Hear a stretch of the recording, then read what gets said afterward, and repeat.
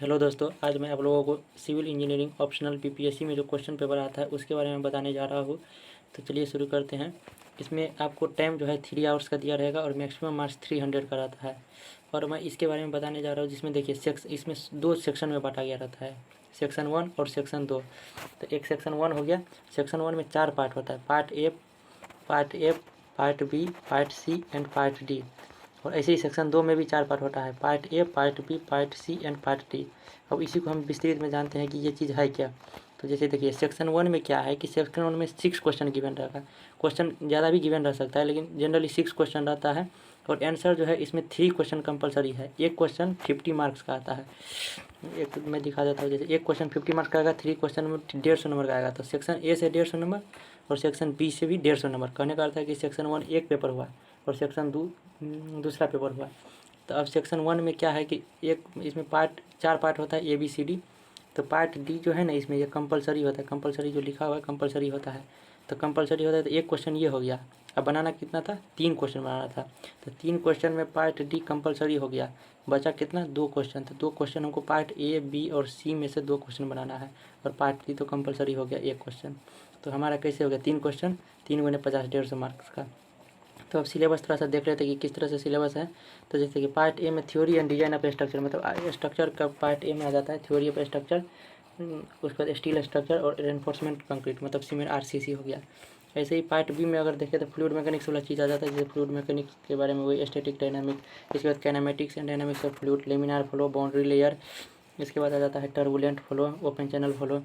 अब इसके बाद पार्ट सी में आता है। पार्ट सी में क्या है कि soil mechanics and foundation engineering है।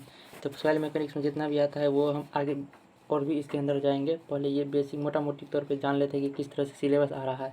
सॉइल मैकेनिक्स आ गया और इसका फाउंडेशन इंजीनियरिंग पार्ट सी में आता है।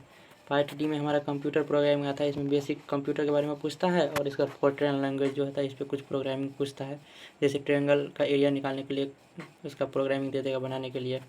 अब इसी तरह पार्ट दूसरा सेक्शन दूसरा में आते हैं। सेक्शन दूसरा में भी 6 क्वेश्चन रहता है और इसमें 3 क्वेश्चन अटैम्प्ट करना पड़ता है। उसमें क्या था कि पार्ट डी कंपलसरी था, इसमें ऐसा कुछ भी नहीं होता है। इसमें आप कोई भी 2 क्वेश्चन अटैम्प्ट, 3 क्वेश्चन अटैम्प्ट कर सकते हैं और कोई भी पार्ट से आप 2 से ज़्यादा क्वेश्चन अटैम्प्ट नहीं कर सकते हैं। कहने का जैसे पार्ट ए में बिल्डिंग कंस्ट्रक्शन है, इसमें 3 क्वेश्चन दिया होगा। तो अब 3 क्वेश्चन में से आप 2 से ज़्यादा क्वेश्चन अटैम्प्ट नहीं कर सकते। मैक्सिमम 2 अटैम्प्ट इसमें कर लीजिए और बाकी के बचे में से 1 क्वेश्चन अटैम्प्ट कर लीजिए। तो अब इसका सिलेबस थोड़ा सा देख लेते हैं किस तरह से पूछता है। जैसे बिल्डिंग कंस्ट्रक्शन में building material, building construction, estimating, costing and CPM part एक हो गया। इसके बाद पार्ट बी में ट्रांसपोर्टेशन इंजीनियरिंग आता है। ट्रांसपोर्टेशन इंजीनियरिंग में वही ईएससी का सिलेबस जो रहता है, जियोमेट्रिक, ट्रैफिक और पेमेंट डिजाइन। ठीक, इसके बाद पार्ट सी में आते हैं तो water resource and irrigation engineering में hydrology, ground water irrigation, canal या स्पिलवे, इस सब का डिजाइन जो हो जाता है। फिर डिजाइन ऑफ हाइड्रोलिक स्ट्रक्चर ये भी आता है। उसके बाद पार्ट डी में environmental engineering, water supply, water treatment, sewerage system, फिर BOD, COD, solid waste, pollution और ये सब आता है। यहाँ पे हमारा ख़त्म हो जाता है, इतना सिलेबस है।